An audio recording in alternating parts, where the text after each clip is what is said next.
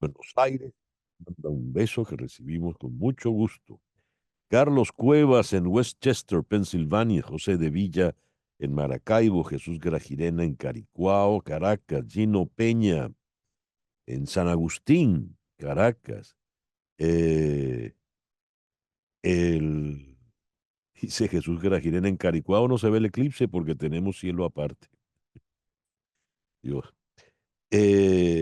Xavier Miguez en Barcelona, España.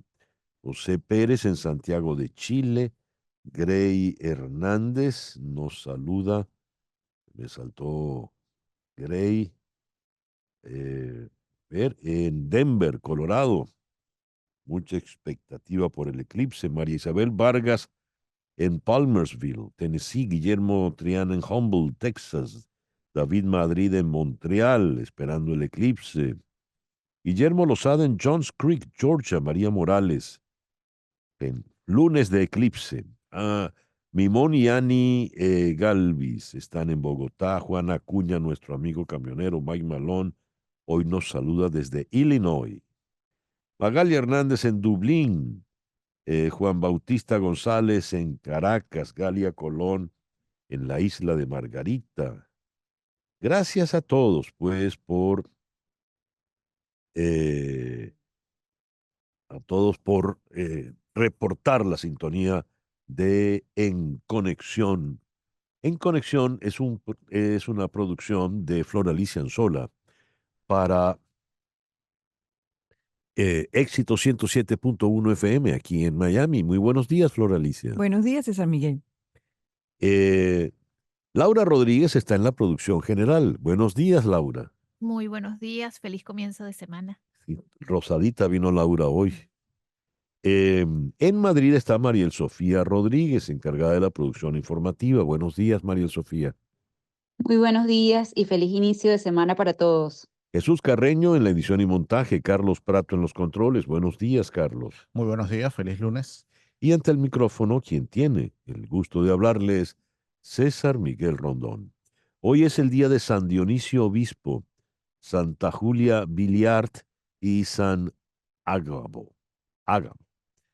En el calendario astrológico, donde está marcadísimo el eclipse solar para las 2:17 de la tarde, aquí en el este, aquí se nos dice que 3 minutos después, a las 2:20 de la tarde, tendremos la luna nueva, el inicio de un nuevo ciclo lunar.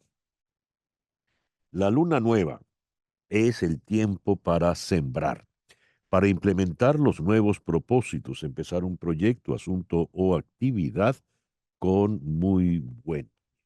Y la luna nueva la vamos a tener con la luna en Aries. La luna de Aries es la luna de la rapidez, la luna de la energía, la luna para tomar decisiones sobre la marcha, la luna para plantearse retos, la luna para competir.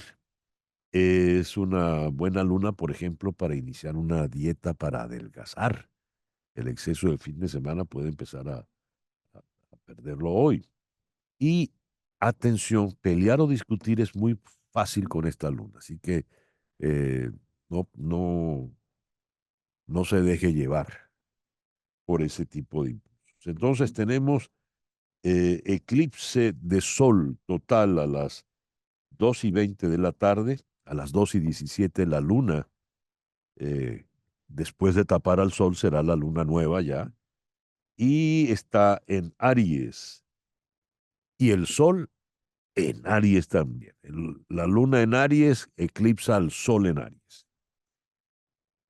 Y Mercurio retrógrado. Así pues tenemos este lunes 8 de abril. Hoy es el Día Internacional del Pueblo Gitano. Eh, Se quiere acabar de una vez por todas con el estigma y la discriminación de la cual han sido objeto los gitanos durante siglos. Es también el Día de la Oposición, Día Internacional de la Oposición a los alimentos transgénicos. Es un movimiento de acción mundial que manifiesta el rechazo hacia el cultivo y producción de alimentos modificados genéticamente, afectando la agricultura y la alimentación tradicionales. El programa que hemos preparado para el día de hoy lo vamos a iniciar en Caracas con el doctor Sadio Garavini, diplomático, quien fuera embajador de Venezuela en Guyana. El gobierno de Nicolás Maduro comparece hoy ante la Corte Internacional de Justicia por la disputa con Guyana por el territorio Esequibo. De Caracas iremos a Ciudad de México para conversar con la internacionalista Brenda Estefan a propósito del incidente gravísimo ocurrido entre México y Ecuador cuando Ecuador irrumpió violentamente en la embajada mexicana allá en Quito para llevarse al asilado Jorge Glass. De México subiremos hasta Washington para conversar con el periodista Gustavo Alegret. El Congreso regresa hoy de vacaciones. ¿Y qué tiene por delante el Congreso? Va a iniciar primero el Senado. Bien, eso lo vamos a analizar con Gustavo. Y de Washington bajaremos a Bogotá para conversar con la periodista Claudia Báez. Ella es la directora general del medio Cuestión Pública. Este medio, que se ha especializado en hacer periodismo de investigación, presenta lo que llaman ellos Proyecto Odin, una herramienta que utiliza inteligencia artificial para optimizar la creación de contenido de actualidad enriquecido con contexto de periodismo de investigación. De Bogotá subiremos a Baltimore para conversar con el doctor Marcio Meléndez, él es astrónomo. La NASA ha financiado al menos 5 proyectos de investigación que se llevarán adelante en el eclipse. Las observaciones ayudarán a los investigadores a comprender las innumerables formas en que el Sol influye en la Tierra y la vida en ella. ¿En qué consisten estos experimentos? Eso es lo que conversaremos con Marcio Meléndez. Y aquí en Miami vamos a cerrar conversando con el periodista Ricardo Miranda. Él está especializado en marketing digital. Él vive en Madrid, pero está aquí en Miami por el The YouTube Workshop 2024, evento para agentes inmobiliarios en Miami. Con él hablaremos de todo este fascinante mundo. Y el foro de hoy es interesantísimo. ¿Sabe usted lo que es el esqueísmo? A ver, ¿no le suena esqueísmo? ¿Qué le puede sugerir a usted esqueísmo? Pues bien, el esqueísmo tiene que ver con las excusas. Cuando las excusas vencen la parte racional de las personas. ¿Por qué no hiciste tal cosa? Es que estaba. ¿Qué pasó con tal? Es que estaba en tata. Bien, de esos es que viene el esqueísmo. Y esto lo vamos a tocar con la psicóloga Teresa Terol en Benidorm, España. Ella es la que precisamente acuñó el término esqueísmo. Y en Ciudad de México nos va a acompañar otra psicóloga, Alexandra González. Ese pues es nuestro programa para el día de hoy, lunes 8 de abril. El 8 de abril de 1513, Juan Ponce de León toma posesión de la península de la Florida en nombre de España. Yo creo que ya comenté aquí en el programa la anécdota de cómo Ponce de León llegó a Florida, buscaba desesperadamente la fuente de la juventud y según Germán Arciniegas en su maravilloso libro Biografía del Caribe, pues el pobre Ponce de León desesperado llega a una península que es un solo charco y en cuanto pozo encontraba se tiraba de cabeza. Así llegó hasta las Carolinas. Él no sabemos si encontró la juventud. El 8 de abril de 1783, Catalina II de Rusia anexa a Crimea a Rusia. El 8 de abril de 1843 se funda la colonia Tovar. El 8 de abril de 1914 nació nada menos que María Félix, la doña María Bonita, el gran emblema de la belleza mexicana en el cine mexicano de los 40. Y ella falleció el 8 de abril del año 2002, a los 88 años. Y hoy está cumpliendo 94 años nuestra gloria de las letras, el poeta Rafael Cadenas, Premio Cervantes de Literatura, y pues a celebrarlo, 94 años ya. El 8 de abril de 1959 se fundó en Washington el Banco Interamericano de Desarrollo. El 8 de abril de 1973, a los 91 años, falleció Pablo Ruiz Picasso. Hoy está cumpliendo 38 años Félix Hernández, el primer venezolano en lograr un juego perfecto en Grandes Ligas, el número 23 en la historia.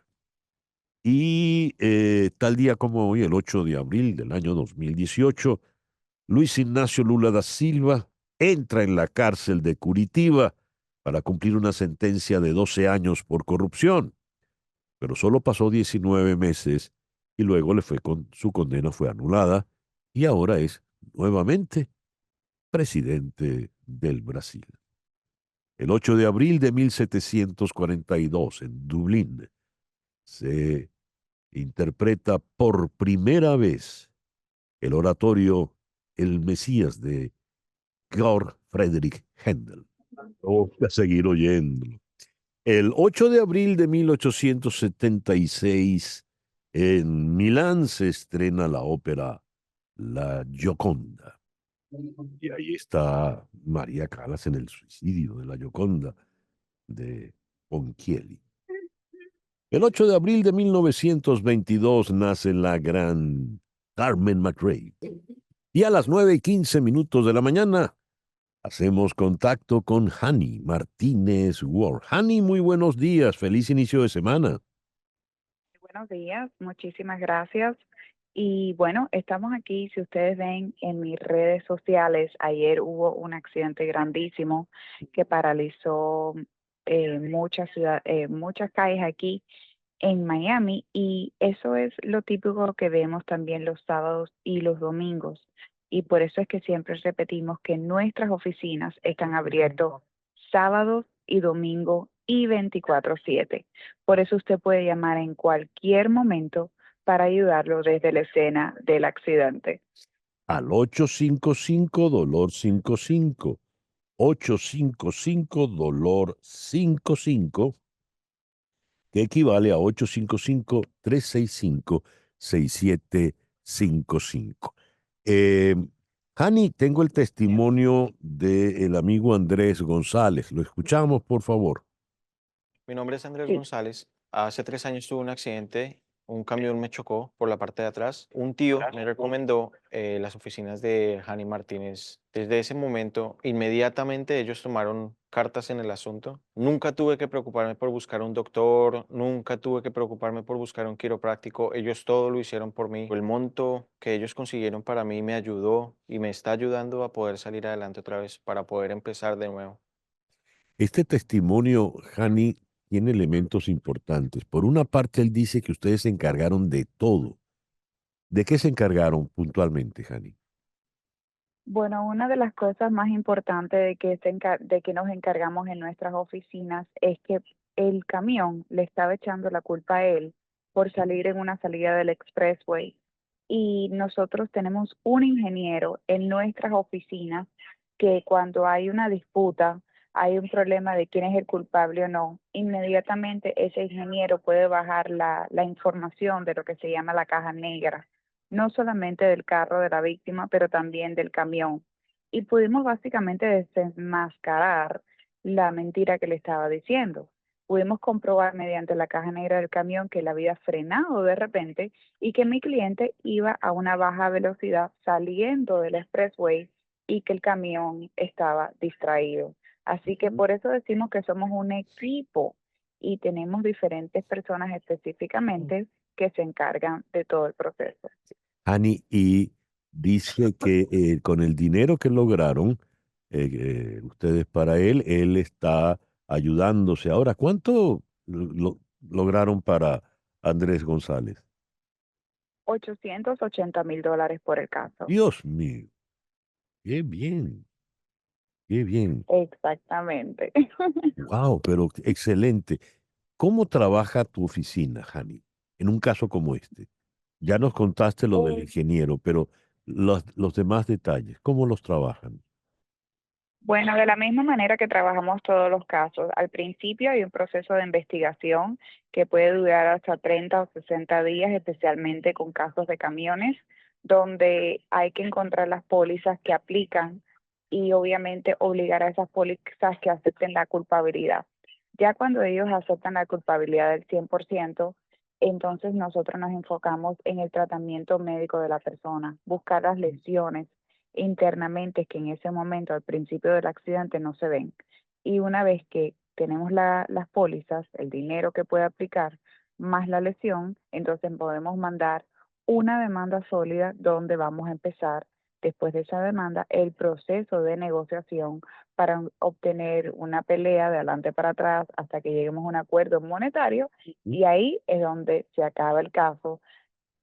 Llegamos al acuerdo monetario, todas las cuentas médicas son reducidas a lo máximo y le entregamos al cliente el cheque, esa compensación monetaria. Ese proceso puede durar alrededor de 8 o 9 meses en averaje. En averaje.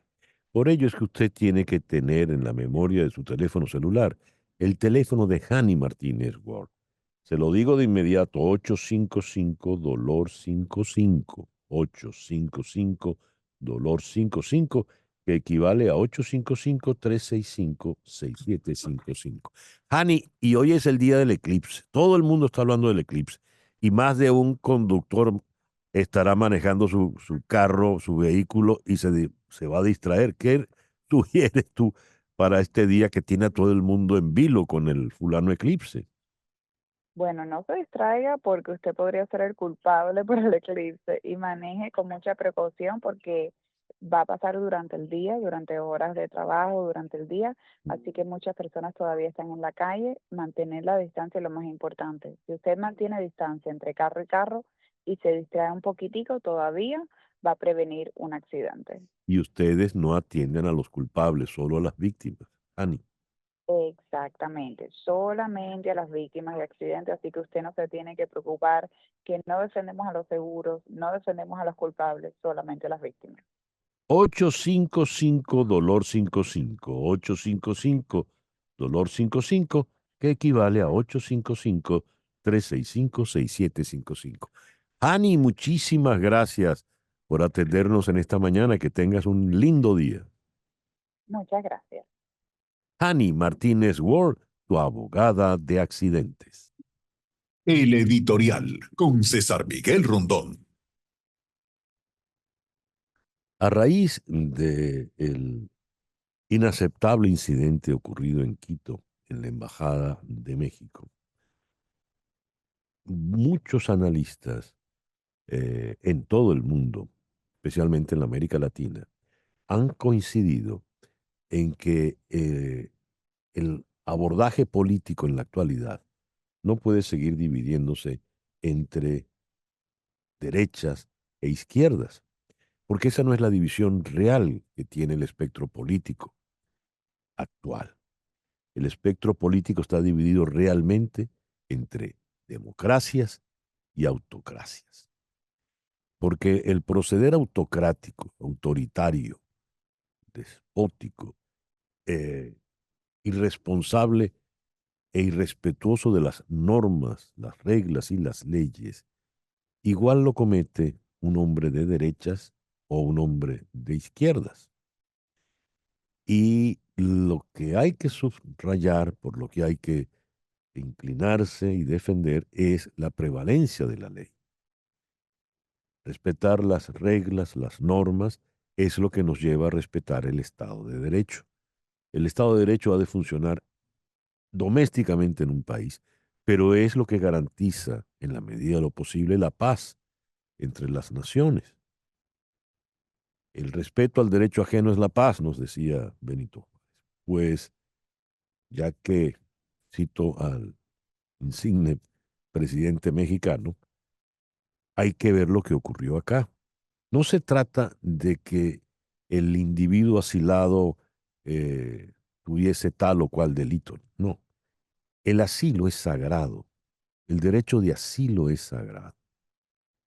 Acá hay que entender que esa es una figura fundamental en el discurrir político de la América Latina.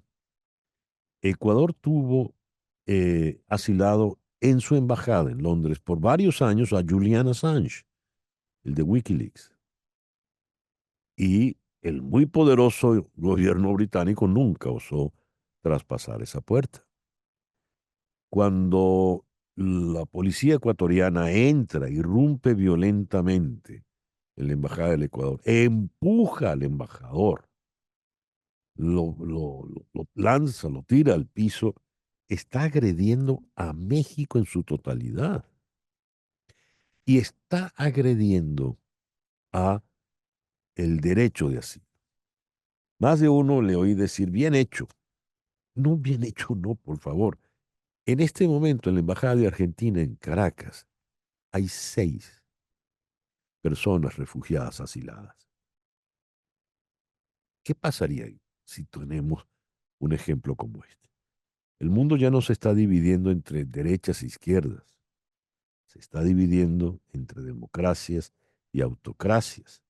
Y estas últimas, pues ya lo hemos visto, son de izquierdas y también de derechas. 9:25 de la mañana. Una breve pausa y al regreso las noticias más importantes de este lunes 8 de abril antes del eclipse. Y a las 9:29, Capicú, entramos en las noticias más importantes del día de hoy. Millones de personas en todo México, Estados Unidos y Canadá podrán ver un eclipse solar total en las próximas horas. El camino de la totalidad, donde es posible ver la luna bloqueando completamente el sol, atraerá a miles de turistas a estados desde Texas hasta Maine. Aquellos que no se encuentran en áreas con la mejor vista probablemente podrán vislumbrar un eclipse solar parcial cuando la luna cubra parte del sol. Pero para muchos estadounidenses esta será la última oportunidad de ver un eclipse solar total en 20 años. El próximo no volverá a ser visible en los Estados Unidos hasta agosto del 2044. Joe Biden va hoy a Madison, Wisconsin, donde discutirá su nuevo plan para cancelar la deuda de préstamos estudiantiles. El anuncio se produce más de 9 meses después de que la Corte Suprema anulara el programa de condonación de préstamos estudiantiles de $400 millones que Biden presentó en 2022. Los planes, si se implementan, brindarían alivio de la deuda a más de 30 millones de estadounidenses cuando se combinen con acciones. La administración Biden-Harris ya ha tomado medidas para cancelar la deuda estudiantil en los últimos 3 años. El personal diplomático mexicano que se encontraba en Ecuador ya está de regreso a su país. El viaje de regreso para el grupo de 18 mexicanos entre personal diplomático y sus familias se dio tras el asalto el viernes a la Embajada de México en Quito por la policía de Ecuador para atrapar al ex vicepresidente de ese país, Jorge Glass, quien había recibido por la mañana de ese día asilo político y se encontraba en la representación mexicana desde diciembre pasado. Los mexicanos que volvieron desde Ecuador lo hicieron en un vuelo comercial respaldado por embajadas amigas que también los acompañaron en su recorrido al aeropuerto de Quito. La Unión Europea condenó la violación de la sede de la Embajada de México en Quito y remarcó la importancia de respetar la Convención de Viena que regula las relaciones diplomáticas entre los estados.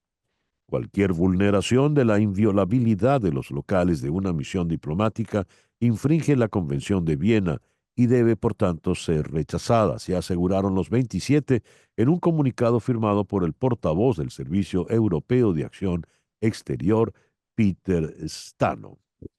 El gobierno español hizo un llamamiento al respeto del derecho internacional y a la concordia entre México y Ecuador. En un comunicado, el Ministerio Español de Asuntos Exteriores resaltó que esta acción policial supuso una violación de la Convención de Viena sobre Relaciones Diplomáticas de 1961. También condenaron el hecho los gobiernos de Argentina, Bolivia, Brasil, Chile, Colombia, Cuba, Honduras, Nicaragua, Panamá, Paraguay, Perú, República Dominicana, Uruguay y Venezuela. El Departamento de Estado condenó la violación de la Convención de Viena que supuso el asalto por parte de Ecuador a la Embajada de México y exhortó a los dos aliados de la Casa Blanca a resolver sus diferencias de acuerdo con las normas internacionales. María Corina Machado también se pronunció. Expresamos nuestra profunda preocupación en relación con los hechos ocurridos. Reafirmamos que el respeto al derecho internacional es fundamental para garantizar la convivencia pacífica entre las naciones y aspiramos a la pronta solución por vías diplomáticas, dijo en la red X la dirigente política. Subrayó que el principio de la inviolabilidad de las misiones diplomáticas debe ser respetado por los estados. Siguiendo en Venezuela, el candidato presidencial Manuel Rosales llamó a las fuerzas políticas del antichavismo a negociar con el gobierno de Venezuela de cara a las elecciones presidenciales del próximo 28 de julio, en búsqueda de una salida a la crisis. Yo he dicho, dijo Rosales, que el único camino es negociar y ya entiendo que muchos han comprendido que la solución pasa por negociar.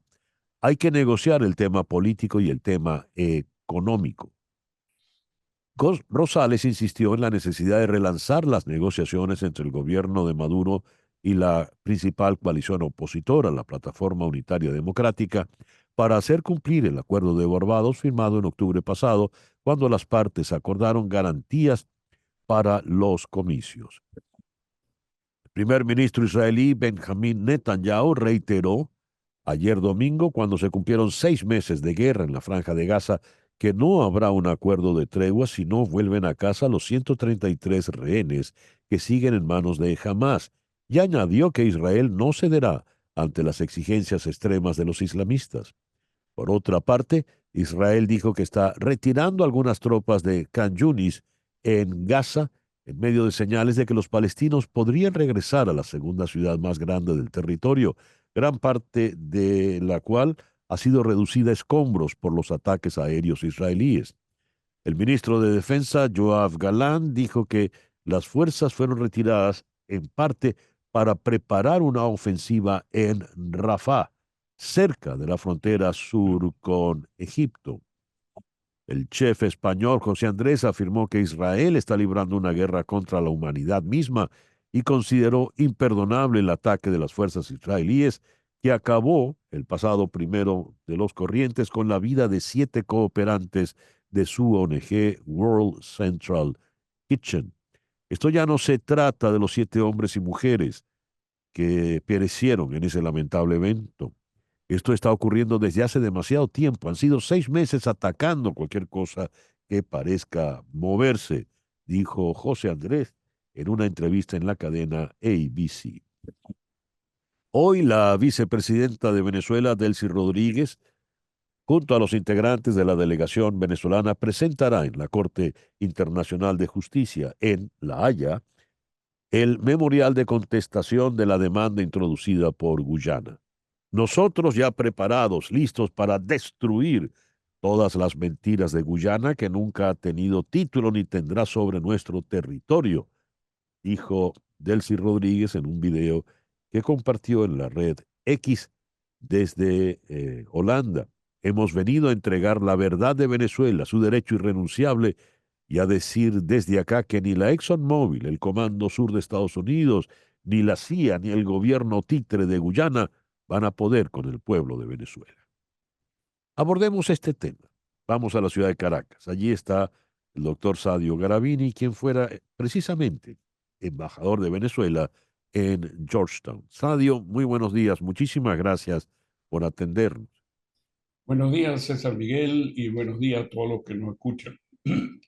Sadio, ¿qué va a presentar hoy la señora Delcy Rodríguez ante la Corte Internacional? Bueno, esa es una excelente pregunta, porque será una contramemoria o digamos que debería presentar Venezuela frente a la demanda guyanesa.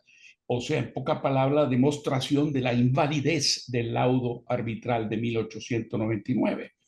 O todos esos documentos que están ahí es simplemente una recopilación de lo que la Cancillería tenía desde hace décadas sobre digamos, los derechos de Venezuela desde el punto de vista histórico.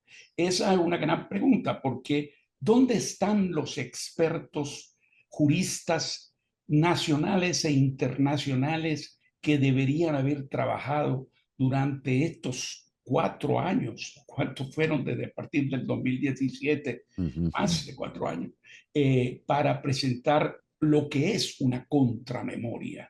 A mí me da la impresión que todas esas cajas de documentos, no sé quién las preparó, nunca supimos. La Academia de Ciencias Políticas y Sociales, con todos sus juristas, no están enterados de lo que se hizo. Se hizo en Cancillería nada más. ¿Dónde está el experto internacional, que son fundamentales para estos casos? Porque además hay una gran contradicción. O sea, se presenta una serie de documentos y después no se acepta la jurisdicción de la Corte, acusando además, recordemos la frase del propio presidente Maduro, que dice que no va a aceptar el colonialismo judicial de la Corte y del colonialismo judicial de Occidente que controla la Corte. Bueno, uno se pregunta, la Corte son 15 magistrados de altísimo nivel nombrados por la Asamblea General de las Naciones Unidas, o sea, por todos los países integrantes de la comunidad internacional. Y ahí está Brasil, México, Rusia, China, India, Marruecos, Somalia. ¿Dónde está el control del colonialismo judicial? Bueno, entonces ahí está la contradicción. Sí. Hay que entender qué son esos documentos.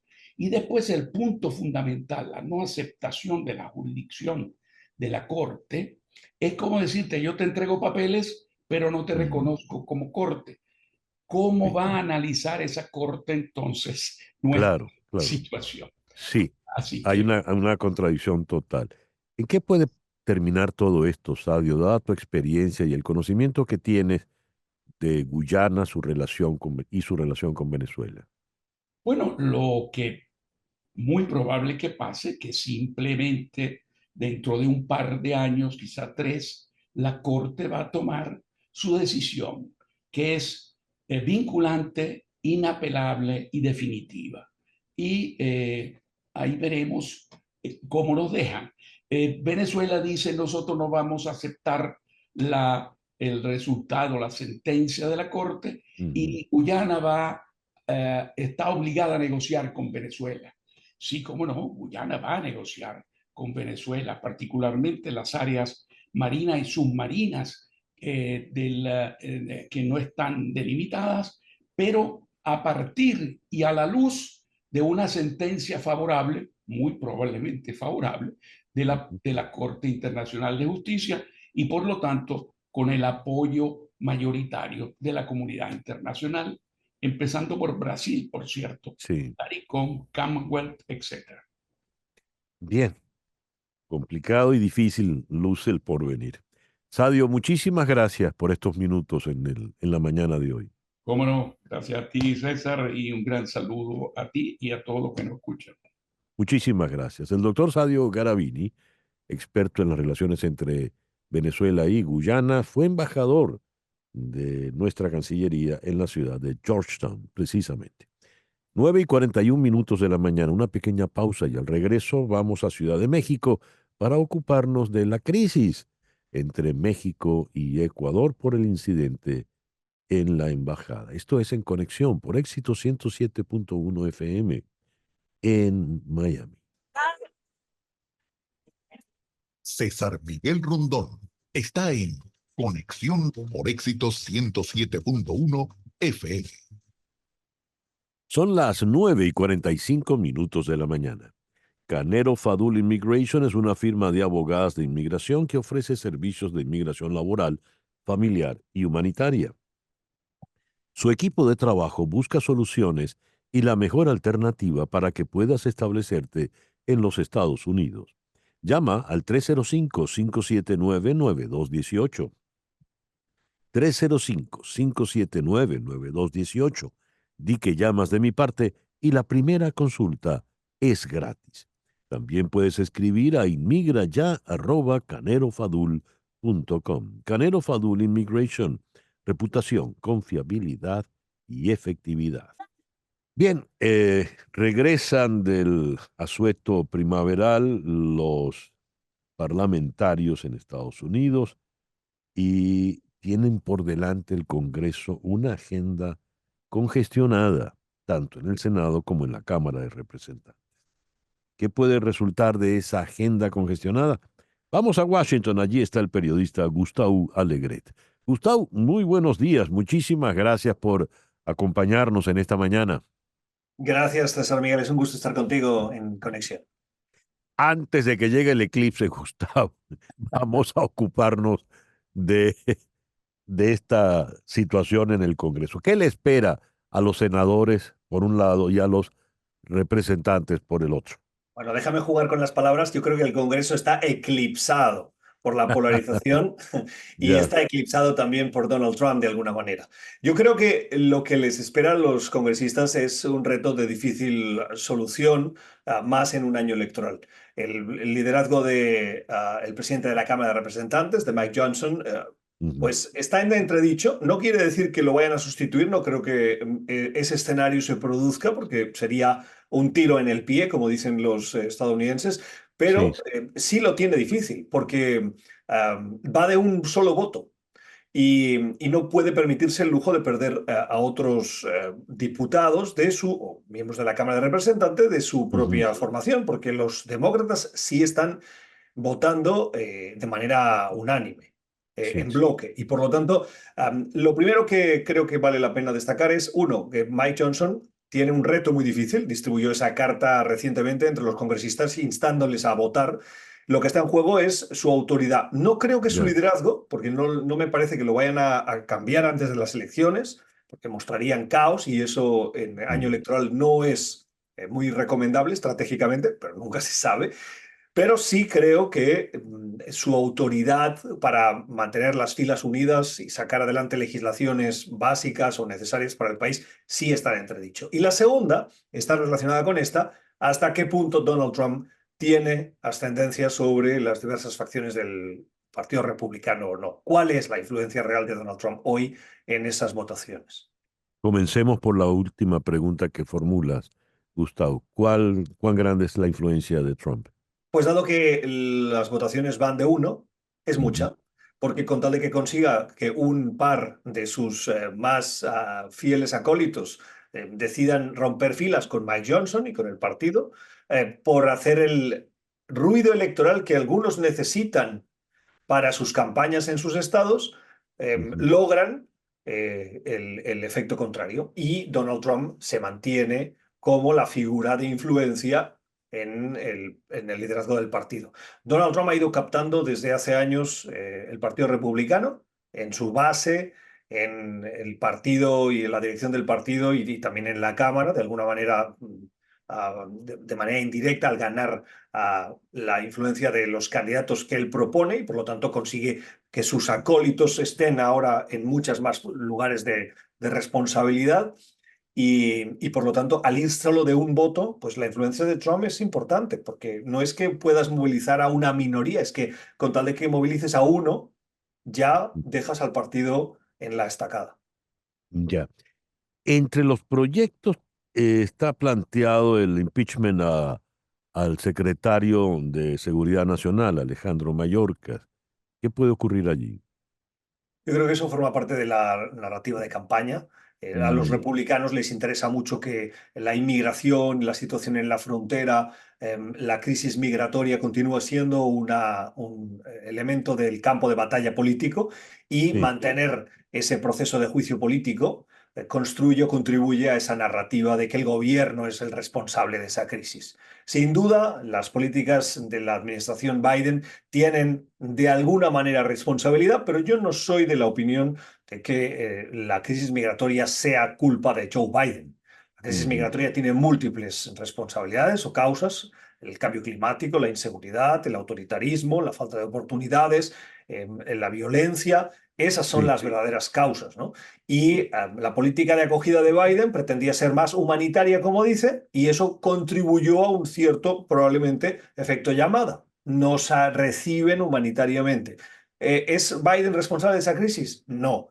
Biden aplica una política y Biden ha tenido que reconocer públicamente que necesita aplicar un poco más de mano dura. Sí. Y eso pues le ha hecho retroceder en esa política que surgió de la campaña electoral anterior, con la que ganó las elecciones, por cierto. Sí, pero el señor Trump logró imponer su, como se le dice ahora, su narrativa, ¿verdad? Y es el gran issue en la campaña electoral. Gustavo, ¿y qué nos dices de la llamada ley de vigilancia? Ese siempre es un tema que ha formado parte de la historia de este país, por decirlo de alguna manera, ¿no? Porque hasta qué punto los ciudadanos van a permitir que los gobiernos les espíen fuera de sus fronteras o dentro de sus fronteras. Y por lo tanto siempre está el balance entre algo tan necesario como la seguridad colectiva, la seguridad de un país, la identificación de individuos que pueden hacer o tener comportamientos que puedan generar un daño colectivo importante, y hasta qué punto la sociedad va a ceder en esos espacios para incrementar su seguridad. Ese es un debate interesante y no está claro que haya consenso en el Congreso, como no lo hay en muchas otras cosas. Y en año electoral puede ser incluso más difícil. Si los republicanos y los demócratas dejaran aparte sus diferencias para ponerse de acuerdo y sacar una legislación que convenza a todos, esa es una incógnita. Ya. Gustavo, muchísimas gracias por atendernos en la mañana de hoy. Gracias a ti, César Miguel. Siempre un placer. Un fuerte Igual, abrazo. y busca unos buenos espejuelos, ¿no? Gafas para el eclipse. Tengo ya unas, tengo ya unas. Ah, te felicito entonces. Gracias, Gustavo. Un abrazo. Gustavo Alegret desde la ciudad de Washington, 9:54. Las noticias de este momento en Conexión Radio. ¿Qué noticias tenemos en este momento? Bueno, César Miguel, como estamos aquí en Miami, todo el mundo está pendiente de lo que pueda verse desde aquí del eclipse, les cuento. El eclipse cubrirá el 45% del sol alrededor de Miami. ¿Okay? Comienza a la 1:47 p.m. y alcanza su cobertura máxima a las 3:01 de la tarde. El espectáculo va a terminar a las 4:13 también de la tarde. Y hay algunos lugares donde la gente puede acudir para participar de algunas actividades. Por ejemplo, en el Frost Science, el Museo de Ciencias de Frost, tiene un día de programación entera. Los boletos comienzan en 37.95 centavos de dólar para no miembros y 26.95 para niños de 4 a 11 años. La sucursal central norte de la Biblioteca Pública de Miami-Dade está repartiendo vasos de eclipse hasta agotar existencias y tiene actividades de manualidades para niños. 6 está realizando una meditación guiada y una ceremonia de cacao, además de sanación con sonido y música en vivo, y los boletos comienzan en $33. Eso por mencionar algunas de las actividades que aquí en Miami se pueden hacer en este tiempo que va a transcurrir entre la 1:45 y las 4:13 de la tarde. Me siento en una feria medieval, pero claro, con los medios Modernos. contemporáneos. Exacto. Gracias, Flor Alicia. Vamos ahora a la Ciudad de México, donde está Brenda Estefan. Brenda, muy buenos días. Muchísimas gracias por acompañarnos en esta mañana. Muy buenos días, César Miguel. Siempre un gusto estar en tu programa. Brenda, con tu experiencia y conocimiento de los asuntos internacionales y diplomáticos, ¿cuán grave es realmente lo ocurrido con la irrupción de las fuerzas del orden ecuatorianas en la embajada mexicana en Quito? Es muy delicado, César Miguel, la inviolabilidad de las misiones diplomáticas consagrada en la Convención de Viena. Muy pocas veces ha sido violada en la historia global. Un par en Irán, un par en Cuba, ambos regímenes totalitarios. Que países que tienen una buena relación tradicionalmente, como es el caso de Ecuador y México, hayan terminado rompiendo relaciones diplomáticas después de 200 años de existencia de ellas, pues nos habla de lo delicado del momento que estamos viviendo y de lo delicado de la violación al derecho internacional. Hemos visto cómo en las últimas horas, de manera un poco tardía y relativamente tibia, pero hay una condena por parte de Washington, de Bruselas, de Ottawa, a lo sucedido, al allanamiento de la Embajada de México en Ecuador por parte de la policía ecuatoriana. En la opinión pública, al menos por las redes, se ha manifestado eh, desde dos perspectivas y lamentablemente se ha confundido una con la otra. Una cosa es el asunto del señor Glass, el ex vicepresidente, ¿verdad? Y las razones que le llevaron a asilarse, las razones por las cuales México le otorgó el asilo, y otra es la irrupción en la embajada. Son, digamos, dos temas completamente distintos. ¿Por qué a efectos de la opinión pública se confunde una con la otra? Pues porque es parte de una misma historia, cómo se fueron gestando los hechos. Cuando vemos el desarrollo de esta crisis, tenemos invariablemente que voltear a diciembre de 2023, el 17 de diciembre de 2023. El ex vicepresidente ecuatoriano Jorge Glass, el ex vicepresidente de Correa, es recibido en la Embajada de México con un término pues que no existe realmente pues, el argot diplomático, que es el de huésped. Así Ujú. lo recibe México en la embajada. Después decide solicitar la condición de asilo y México había pospuesto esta decisión, había recibido por parte de las autoridades ecuatorianas pues información que respaldaba por qué este personaje era un criminal y no debía otorgársele el asilo. Sin embargo, el gobierno mexicano, después de pues una semana de mucha tensión, la semana pasada, tras comentarios del presidente mexicano de críticas a lo que se entiende básicamente como una insinuación a que el actual gobierno ecuatoriano hubiera instrumentado o incluso estado detrás del asesinato del candidato presidencial Fernando Villavicencio, un magnicidio que en su momento pues cambió el curso de las elecciones ecuatorianas, Sí. y el presidente hace ver que quizás el gobierno actual estuvo detrás de ese magnicidio para hacer un lado a la candidata correísta. Esto tensiona las relaciones, se declara persona non grata a la embajadora de México y a partir de ello México, digamos, dobla la apuesta, Ujú. decide mandar un avión militar o pide permiso para enviar un avión militar a Ecuador. Y ahí viene, me parece, el miedo de Quito, de que en ese Ya. avión no solamente se evacuara a la embajadora, sino también al ex vicepresidente. Y eh, esto me lleva a otro punto. He leído en destacados analistas que este hecho pone de bulto que la discusión política en los tiempos que corren ya no tiene sentido que se vea como entre izquierdas y derechas, sino entre democracias y autoritarismos y autocracias, porque en definitiva el proceder del gobierno del señor Noboa pues termina siendo igual al proceder de Fidel Castro en su momento en La Habana. ¿Qué opinas? Me parece que es adecuada esta precisión porque incluso vemos cómo a lo largo de las crisis que hemos visto en la región, vemos al presidente Lula da Silva o al presidente Boric criticar lo que sucede en Nicaragua, por ejemplo, ¿no? Ujú. Independientemente de sus filias o fobias, criticar lo que sucede en Venezuela. Sin embargo, en el caso mexicano, el presidente sí ha tenido una posición diplomática muy alineada con su ideología, sin importar las violaciones que se hagan a derechos humanos fundamentales en regímenes autoritarios de la región, el presidente los apoya cuando estos son de izquierda o afines a su visión política. Eso pues desde luego nos lleva a la reflexión que señalas, importante distinguir más allá de izquierdas o derechas, que hay gobiernos que respetan los derechos humanos y otros que decididamente no lo hacen.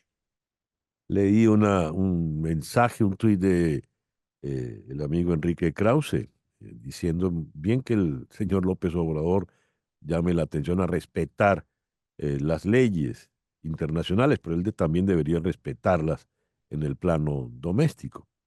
Yo creo que ahí está justamente el quid del asunto, es decir, el hecho de que México pues haya actuado de manera intervencionista, haya asilado una persona que enfrentaba un juicio del fuero común, que había sido pues ya condenada por estos asociación ilícita y cohecho, son los delitos que se le imputan, sobre todo ligado al caso de Odebrecht, había estado en la cárcel por 5 años, sale de manera temporal y tenía que reportarse a la justicia, y ahí es cuando el gobierno de México le da abrigo. Las misiones diplomáticas no deben de ser un refugio para delincuentes. Una cosa es el asilo político, que es abrirle las puertas a alguien que está sufriendo una persecución política por razones ideológicas o de participación en el ámbito social o político de un país, y otra muy diferente es abrirle las puertas a un delincuente. Ahora, estuvieron mal los dos gobiernos, sin duda. Me parece que esta actitud del gobierno de México de no querer entregar a Jorge Glass a sabiendas del juicio que enfrentaba, etcétera, y de la deliberación del Poder Judicial ecuatoriano, pues fue errónea, pero eso no puede de ninguna manera justificar el allanamiento por parte de las fuerzas del orden ecuatorianas a la misión diplomática de México. El presente es muy delicado, César Miguel. Imaginemos que cualquier país que tiene tensión con otro ahora puede empezar a justificar en aras de una visión o una lectura diferente de un tema de asilo el allanamiento a una misión diplomática. Brenda, te agradezco inmensamente estos minutos en el programa de hoy. Gracias a ti, estimado César Miguel. Siempre un gusto estar con ustedes. Igual. Brenda Estefan, internacionalista desde Ciudad de México. 10:04. Al regreso al foro de hoy. ¿Qué es el esqueísmo o el arte de las excusas? Esto es En Conexión por Éxito 107.1 FM en Miami. Esqueísmo. ¿Había oído usted la expresión esqueísmo? ¿A qué se refiere? Pues a las excusas. Las excusas que vencen la parte racional de las personas. Cuando usted tiene excusas, pues usted ya no se hace responsable prácticamente por nada. ¿Por qué no hiciste tal cosa? Es que, ¿qué piensas de es que? Pues bien, a esos es que es como suelen formularse las excusas, es lo que se llama esqueísmo. Y el término lo acuñó una psicóloga valenciana de la Valencia española, la señora Teresa Terol, quien nos está acompañando precisamente desde Benidorm en este programa. Teresa, muy buenos días, muy buenas tardes para usted allí al otro lado del océano. Muy buenas tardes aquí y de verdad gracias por invitarme y por presentar este término que creo que es tan necesario ponerle un nombre. Al final no importa, lo importante es lo que esconde. Así es. Y de este lado del océano, regresamos a Ciudad de México, donde está la psicóloga, docente de maestría en Psicología Clínica y de la Salud, Alexandra González. Alexandra, muy buenos días. Muchísimas gracias por acompañarnos. Hola, buenos días, César. Buenos días, Teresa. Un gusto estar aquí. Gracias por la invitación. Muy bien. Vamos a definir esqueísmo. Teresa, por favor. Bueno, en realidad el esqueísmo viene a definir que generalmente el ser humano necesita tener una especie de coherencia interna. Nos hace muchísimo daño, nos duele acostarnos por la noche y sentir que lo que pensamos y lo que hacemos no va de la mano. Entonces, realmente para ajustar esa coherencia innata que necesitamos como para no sufrir tanto, ¿no?, en la vida, muchas veces buscamos explicaciones. Y estas explicaciones, que las buscamos de una manera automática, natural, las podemos llamar excusas, pero en realidad es una manera que tiene el ser humano, que tiene un cerebro increíble, para sufrir menos. Y Ujú. por tanto, el esqueísmo es esta coherencia innata natural que nos ayuda a dormir mejor por las noches cuando lo que pensamos y lo que hacemos no va de la mano. Estas excusas son creadas para ayudarnos, pero en realidad, claro, nos limitan, porque cuando yo creo que no hago algo porque, oye, es que claro, no tengo tiempo. ¿Cómo quieres que vaya a entrenar si no tengo tiempo? ¿Cómo quieres que coma sano si a día de hoy es imposible con tantos Ujú. restaurantes? ¿Cómo quieres si la culpa siempre es de otros o de los demás o del clima o de la política? ¿Cómo quieres, no? Y en este caso, entonces, yo no puedo hacer nada, me siento víctima del contexto, víctima de los demás, y esto me impide, es una trampa, es una trampa. Esta coherencia me elimina el dolor, pero es una trampa. Interesantísimo. Vamos a México. Tengo esta frase que me llamó mucho la atención de don Francisco del Cueto y don de la Academia Mexicana de Psiquiatría y Psicoanálisis.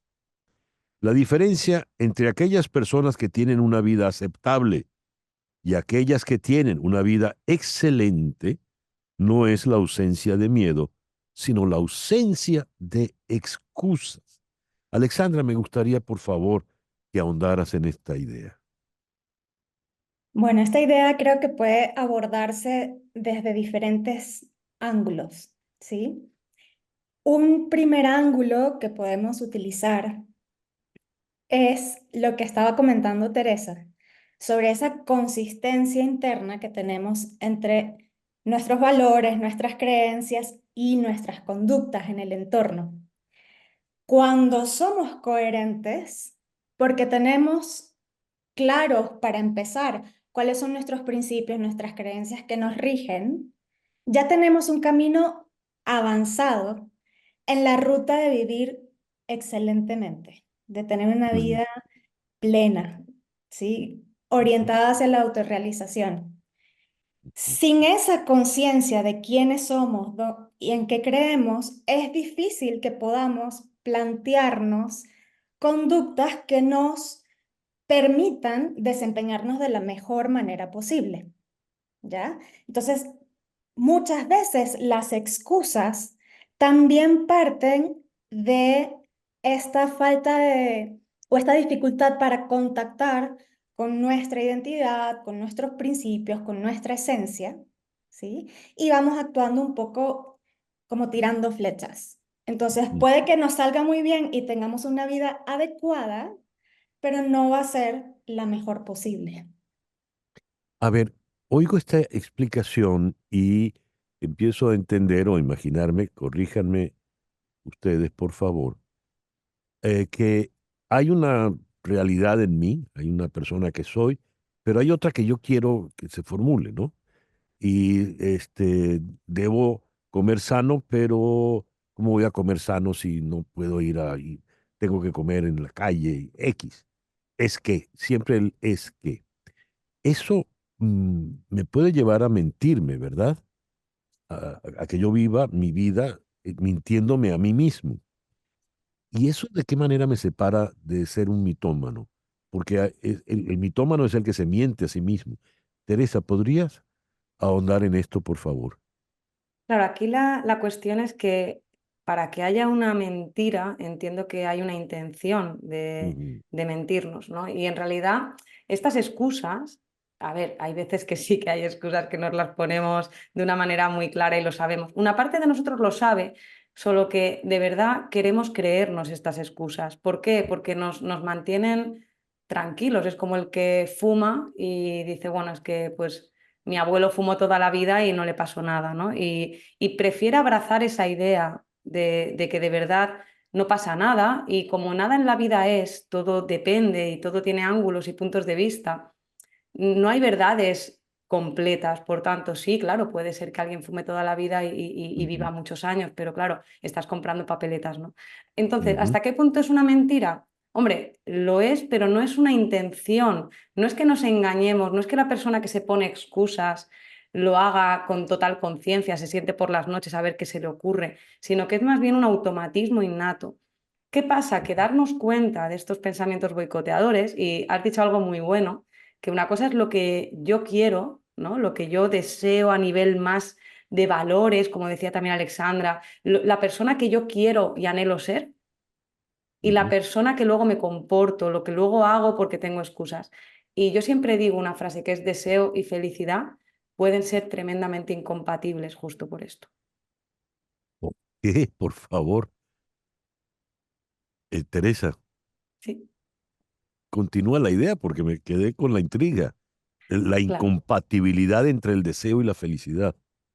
Wow, es que claro, a ver, somos animales. Esto parece que se nos escapa a veces, como, bueno, sí, somos animales y tenemos esta eh, tendencia, ¿no? Y tenemos un cerebro que nos refuerza con hormonas, con dopamina, que Ujú. sentimos placer por la comida, sentimos placer por el sexo, sentimos placer por muchísimas cosas. Y este placer está reforzado en nuestro cerebro en el corto plazo. ¿Qué pasa? Que luego está la persona que queremos ser, como decías. Y para mí la felicidad no es el efecto, como digo, Amazon Prime, de comprarte algo y que te llegue a los 5 minutos y te viene un chute y se te baja. Esos Ujú. chutes que hemos confundido a día de hoy con felicidad no dejan de ser deseos, deseo dopaminérgico, deseo animal, deseo de Ya, placer, ya. deseo de disfrute. Hemos confundido ese placer que existe, que tampoco hay que negarlo y que es maravilloso, siempre y cuando no entre en conflicto con la persona que yo quiero ser. Si al Ujú. final, cuando me duermo por las noches, siento que la persona que se mete en la cama no tiene nada que ver conmigo, eso es infelicidad. Y Mm. por tanto, ese deseo que he sentido todo el día, ese placer, es incompatible con la felicidad si no nos alineamos, como decía Alexandra. A ver, Alexandra, ¿se podría vivir sin excusas? Porque estamos hablando de la excusa en función muy personal, ¿verdad? Eh, pero en función de los demás. Cuando yo invento excusas ante los demás, excusas en las relaciones personales y sobre todo excusas en el trabajo.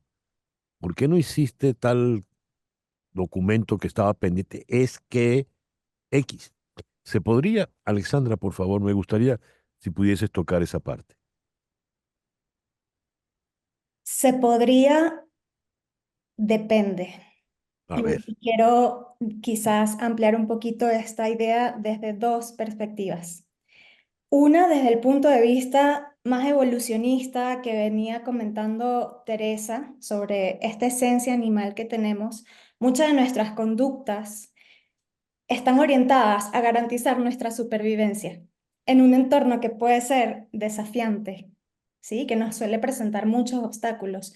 Imaginemos esas situaciones, por ejemplo, donde hay relaciones de asimetría, relaciones de control, relaciones de poder, como puede ser un ámbito académico o un ámbito laboral. Las excusas muchas veces cumplen la función de mitigar una respuesta aversiva, negativa hacia nosotros, de generar una rabia. Entonces, desde el punto de vista evolutivo de supervivencia, también tiene una función, que es que nos garantiza recibir el menor daño posible, ¿sí? Y mantener las relaciones en paz. En este caso, donde hay, por ejemplo, un jefe que está esperando una respuesta de ti, que Ujú. no pudiste cumplir esas expectativas, pero que quieres mantener la fiesta en paz durante el mayor tiempo posible, ¿sí? Eso, Ujú. digamos, puede entenderse como un ejercicio de supervivencia. Entonces, anular por completo las excusas, lo que se ha visto es que puede tener efectos negativos en la otra persona, porque sí, estoy asumiendo mi responsabilidad sobre un hecho, ¿ya? Pero también puede demostrar falta de integridad, aunque no lo sea, puede ser una lectura que haga una persona de afuera y eso puede también quebrar y generar una inconformidad y desconfianza en la relación. Por otro lado, si hablamos de inteligencia emocional, ¿ok? las excusas sirven para evitar enfrentarnos a situaciones que no podamos gestionar emocionalmente, pero es una situación interactiva. Entonces, si yo soy emocionalmente muy inteligente, tengo una comunicación asertiva, soy capaz de poner límites y asumir responsabilidad, ¿qué pasa con la persona que está recibiendo una explicación que no es una excusa? También tiene que ser empático, emocionalmente inteligente, tener una escucha activa que pueda entender las razones por las cuales yo no cumplí con el compromiso que teníamos para que esto funcione. Si yo me deshago de las excusas por completo, pero tengo una persona que no va a entender mis razones, aquí va a haber cortocircuito. Entonces, se puede siempre y cuando en esta interacción todos tengamos la posibilidad de manejarnos sin excusas. Muy Pero bien. eso no es tan fácil. Me resulta interesantísimo tu abordaje. Lamentablemente el tiempo se vino encima, ¿no? Y me gustaría entonces llegar a algún tipo de conclusión. Ya que Teresa acuñó el término, ¿qué hago, Teresa? ¿Qué hacemos nosotros, los animales humanos, con el esqueísmo? ¿Qué hacemos? Pues yo creo que tenemos que, lo primero de todo, quitar el piloto automático, Ujú, parar, trazar una especie de plan de vida, es decir, qué persona quiero ser en 10 meses, en 10 años, qué ujú, persona quiero que mi entorno recuerde. Esto desde el estoicismo se trabaja muchísimo, ¿no? ujú, Cuando dejemos este mundo, qué recuerdo, qué huella quiero dejar. Piensa qué huella quieres dejar también en ti, en tu memoria, ¿no? Y entonces desde ahí evalúa qué cosas haces y te acercan y qué cosas haces y te alejan de esa visión, de esa persona. Y a partir de ahí haz pequeños cambios. Todo lo que sean mensajes que te alejan, olvídate de si son excusas. Muchas veces te va a costar detectarlas, como decíamos, ¿no? ujú. Pero piensa que todo lo que te aleje no está orientado a la solución. Entonces mira a ver, aunque sea entre que lo perfecto no sea enemigo de lo bueno, mira a ver cómo puedes hacer para acercarte a esa persona, a esa visión de ti que esperas. Y no te conformes, porque solo hay una vida y esto se acaba. Y como dicen, Mm, la música dejará de sonar. Entonces, atrevámonos a arriesgar por ser la persona que queremos ser y sobre todo yo creo que se hace quitando el piloto automático y analizando nuestra vida, nuestras conductas y hacia dónde nos llevan. Magnífico. Teresa, muchísimas gracias por habernos atendido en el programa de hoy. Gracias a vosotros. Teresa Terol, psicóloga clínica, quien acuñó el término del esqueísmo desde Benidorm, en España. Alexandra, muchísimas gracias por habernos acompañado en esta mañana. Es siempre un gusto. Gracias. Y Alexandra González, también psicóloga, desde Ciudad de México. El reloj indica 10:23. Durante el muy esperado eclipse, la NASA va a llevar adelante una serie de experimentos. ¿Cuáles son? ¿Para qué son esos experimentos? De ello nos ocupamos al regreso. Esto es En Conexión por Éxito 107.1 FM en Miami. 10:25. Se acerca el verano y Ventilex, fábrica de extractores de aires industriales y ventiladores comerciales a la medida, te ofrece extractores de aire Alfa 48 y Alfa 36 para el control de ambientes cálidos y contaminados. Llama al 954-433-1322. 954-433-1322. Y también para tu empresa, que requiere ventilación directa y constante, diseñamos Titan 36, el ventilador industrial más efectivo para puntos fijos. Ventilex, medio siglo de experiencia en ventilación comercial. Ventiladores y extractores hechos a la medida. 954-433-1322.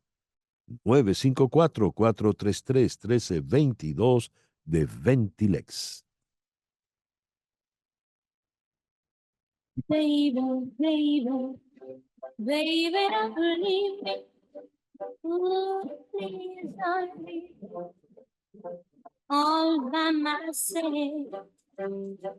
I got this burning, burning yearning inside, deep inside, and it hurts so bad.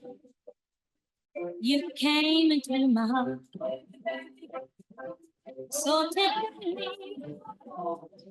El 8 de abril de 1964, The Supremes grabaron ese tema. Where Did Our Love Go? ¿A dónde fue nuestro amor? En los estudios Motown, allá en Detroit. Ese fue el primer éxito que tuvieron las Supremes, las Supremas, que originalmente se llamaban The Primettes. Y ellas se fundaron, comenzaron en Detroit también en 1959. The Supremes fue la agrupación más exitosa de Motown. Alcanzaron 12 éxitos número 1 en el Hot 100 de los Estados Unidos, y luego ya tomó más protagonismo Diana Ross, y entonces fueron Diana Ross and the Supremes. Baby, where I love and all your promises of a love forevermore. El medio independiente Cuestión Pública se ha especializado en hacer periodismo de investigación que busca poner luz en casos de abuso de poder en Colombia. Sin embargo, como a muchos medios pequeños de periodismo de investigación, a Cuestión Pública se le ha dificultado cubrir los hechos del día a día. Luego de experimentar con herramientas de inteligencia artificial generativa para agilizar procesos de diseño, a finales del 2022, en Cuestión Pública tuvieron la visión de encontrar una forma de usar dicha tecnología para proveer a sus lectores cobertura de coyuntura, pero enriquecida con periodismo de investigación. Y así fue como surgió el proyecto Odin, una herramienta que utiliza inteligencia artificial para optimizar la creación de contenido de actualidad enriquecido con contexto de periodismo de investigación.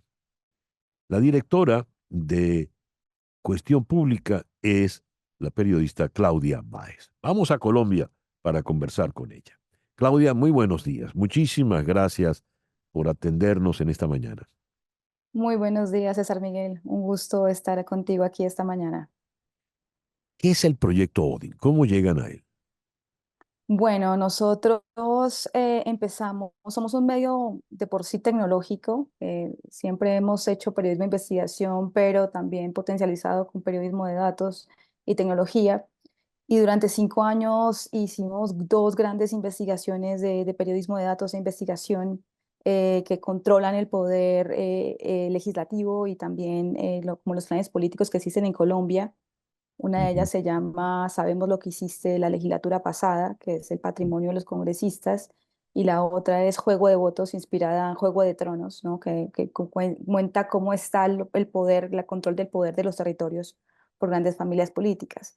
Estas 2 grandes investigaciones nos hacen unas bases de datos supremamente robustas que hemos hecho en Cuestión Pública durante los últimos 5 años, en las cuales consolidamos alrededor de 4.320 como nodos entre empresas y personas de la política colombiana, con periodismo de investigación puro y duro. Entonces lo que encontramos es que nosotros, cada vez que estos personajes salían en la cobertura, en la agenda mediática, nosotros teníamos ya información investigada, contrastada, verificada sobre por qué estas personas están en estas posiciones políticas, o estas empresas por qué son importantes, cómo conectan unos con otros. Y estábamos haciendo hilos en Twitter, en X, donde le decíamos a la gente, mira, esta persona está ahorita siendo imputada por corrupción, y esto es el poder de esta persona en tal región, ¿no? Mira de dónde viene, por qué está ahí y todo esto. Entonces teníamos mucho éxito con ese tipo de información, que es periodismo, es cobertura de la actualidad, pero enriquecido con periodismo de investigación, y es aprovechar al máximo todo el trabajo que ha hecho Cuestión Pública en estos últimos 6 años ya. Entonces, como ese es el zero waste en periodismo de investigación. Bajo esa filosofía es que nace Odin. Cómo hacer lo máximo con nuestros archivos y también cómo optimizar los tiempos de los periodistas, porque un periodista de investigación no está diseñado para cubrir coyuntura, no está diseñado para cubrir la actualidad. Y justamente cubrir este tipo de temas hace que pierdas tiempo y concentración. Entonces, la idea era optimizar los procesos y es así como empezamos a potencializar mucho esta línea de cobertura de actualidad enriquecida, dándole el contexto de periodismo de investigación y optimizando los tiempos de los periodistas de investigación de cuestión pública. Así nace ODIN, que significa Optimized Data Integration Network, esas son las siglas, y es toda la apuesta de inteligencia artificial de cuestión pública que utiliza inteligencia artificial, sí, regenerativa, para generar contenido enriquecido con periodismo de investigación. Yo que pensé, mira, las cosas que se me ocurren, yo que pensé que era por alguna devoción a la mitología vikinga que le habían puesto Odín. Sí, también. O sea, su imagen es un vikingo, Ah, bueno, evidentemente. Sí, sí, sí. no estoy tan lejos entonces. Hace A parte de la ver, marca.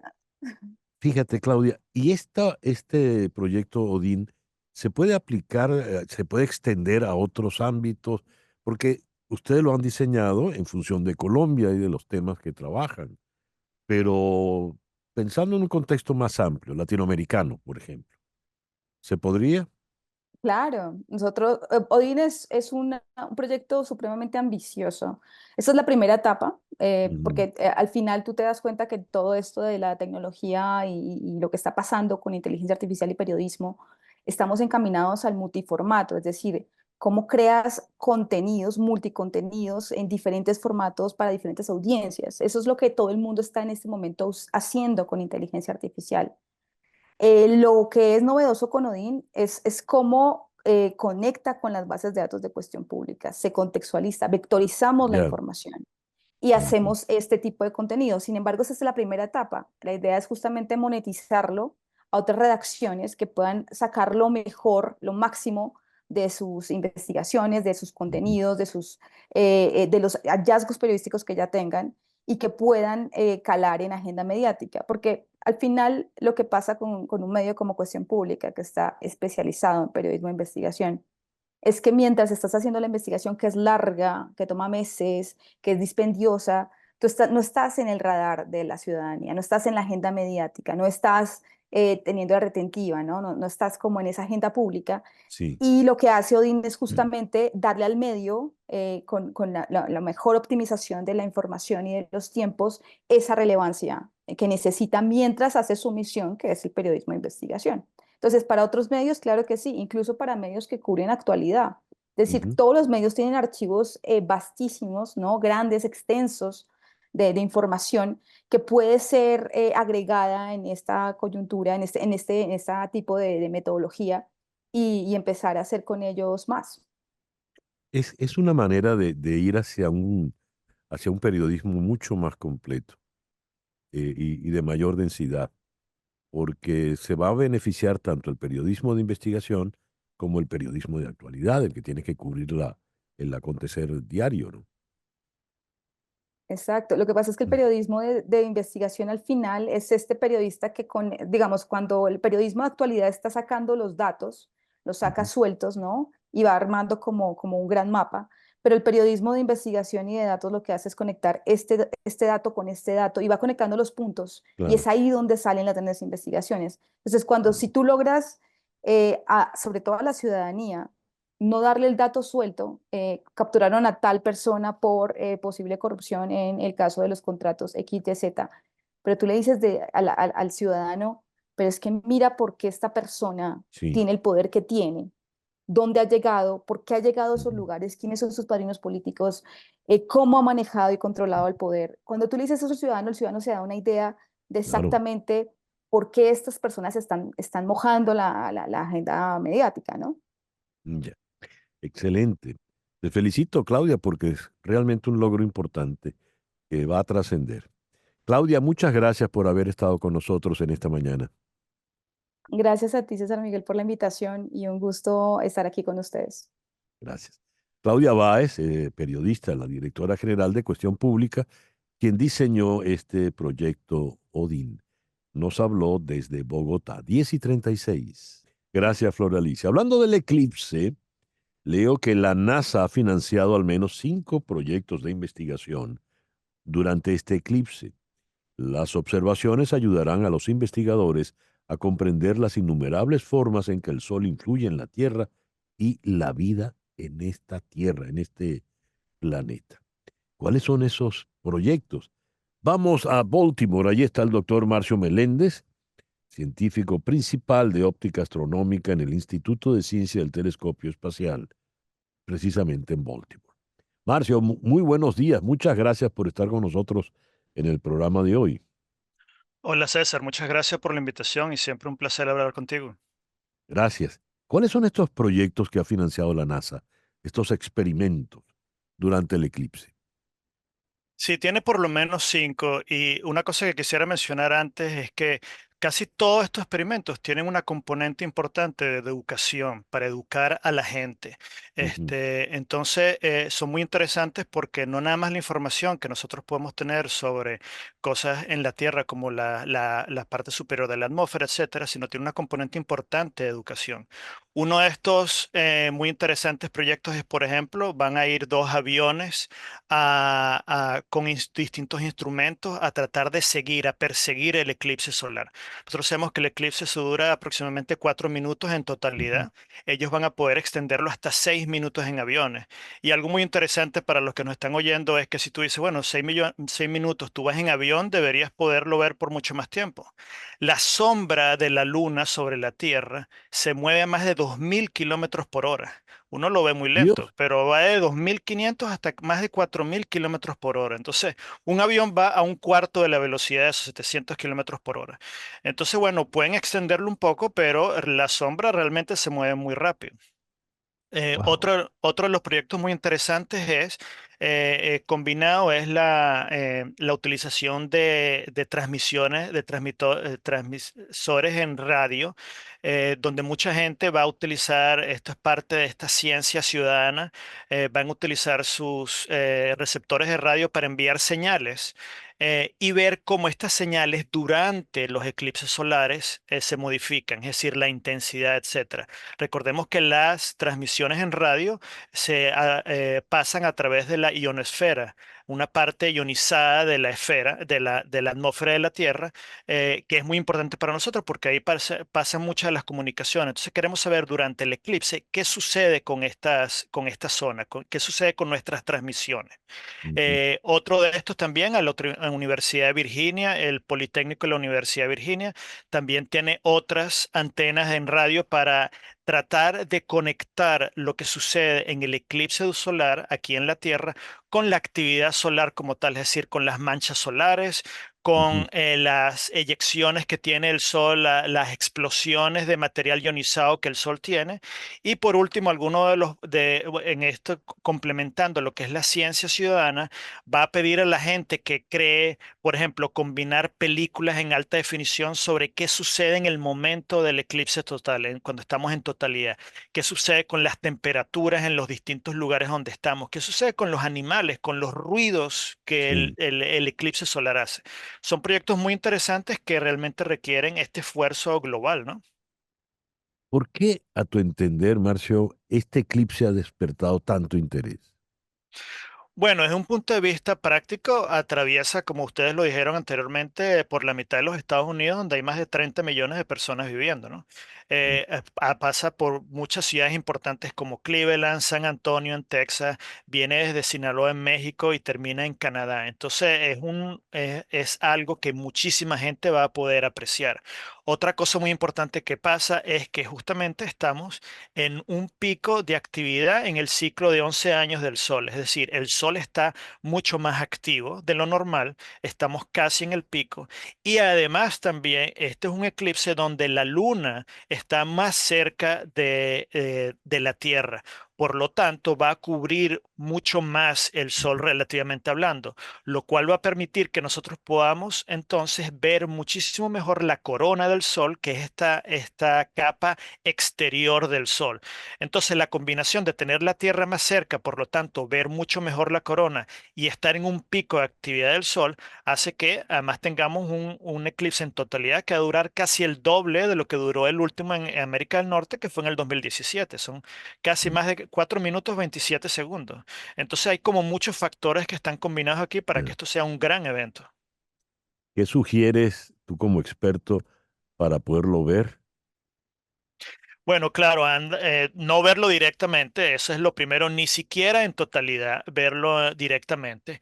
Existen los lentes solares que tienen un filtro que permite bloquear la intensidad de la radiación del sol.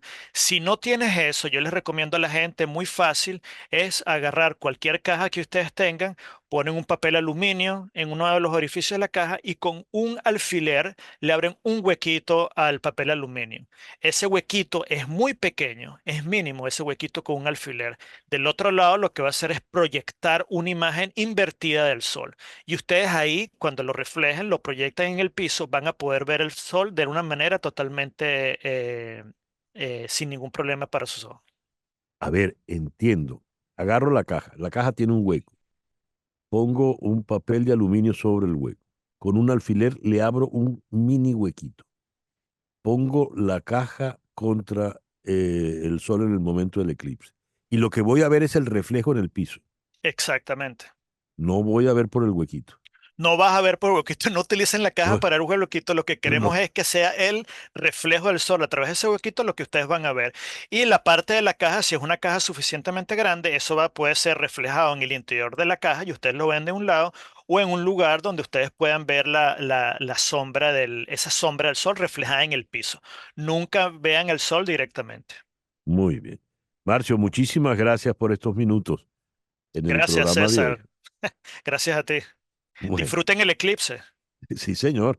Bueno, el doctor Marcio Meléndez desde Baltimore. Marcio es el científico principal de óptica astronómica, miren que sabe de esto, en el Instituto de Ciencia del Telescopio Espacial allá en Baltimore.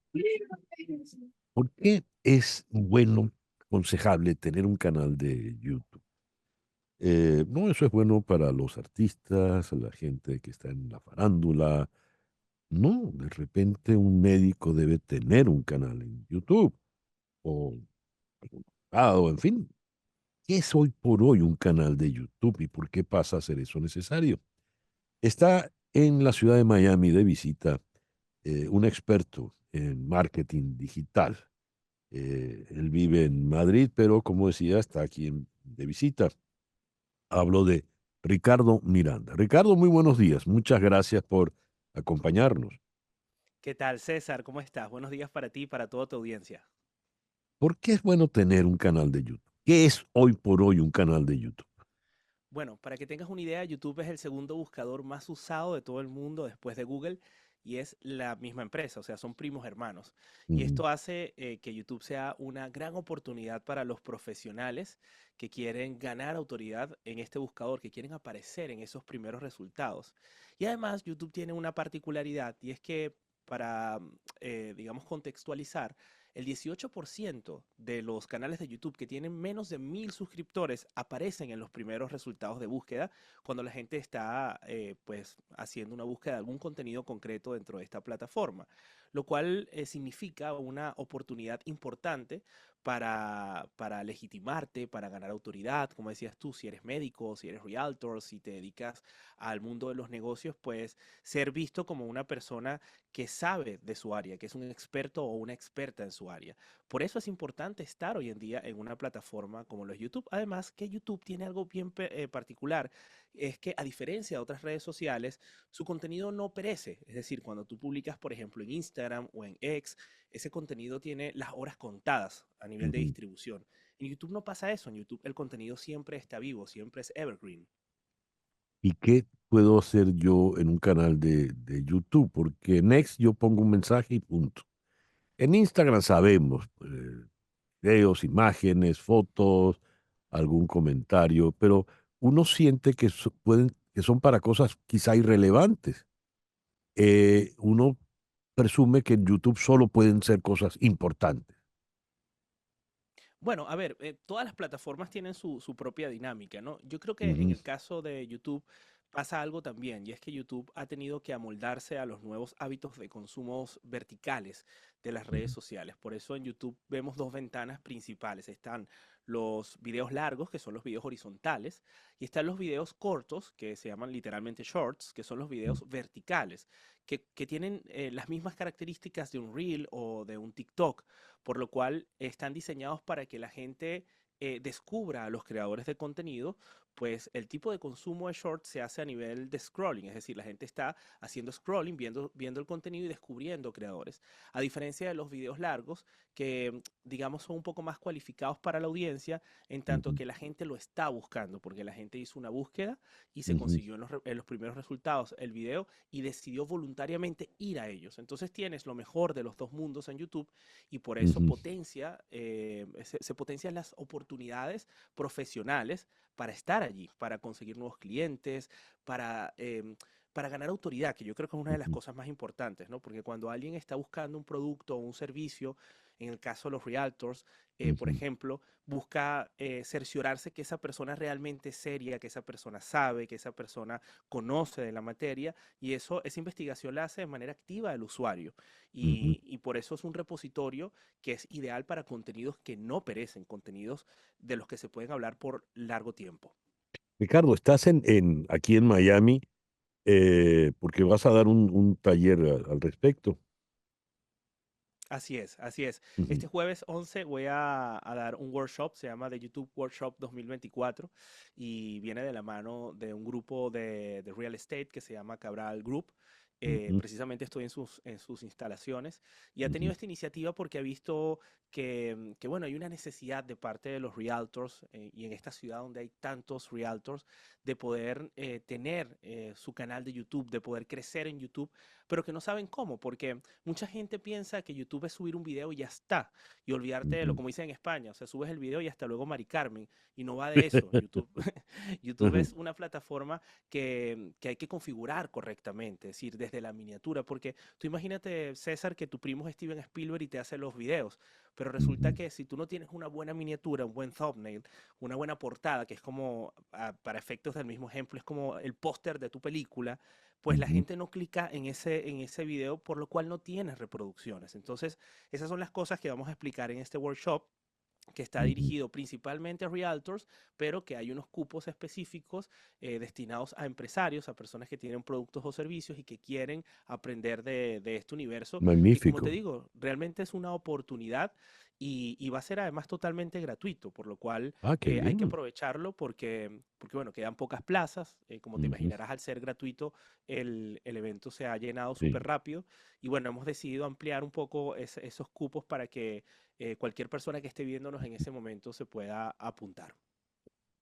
¿Dónde, para más información, Ricardo?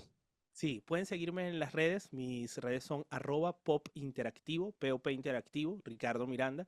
Y allí van a encontrar el link para que se puedan apuntar a este workshop gratuito en el que vamos a enseñarles a los realtors y a los empresarios a ganar autoridad en YouTube, a entender qué es esto del SEO de YouTube, cómo se come esto, ¿no? Y cómo hacer las cosas bien, porque ya en sí mismo, bueno, tú lo sabes, César, hacer una producción audiovisual es tiempo, es dinero, es esfuerzo, pero luego que esa producción se distribuya y realmente tenga el alcance, es el otro paso que nosotros vamos a enseñar.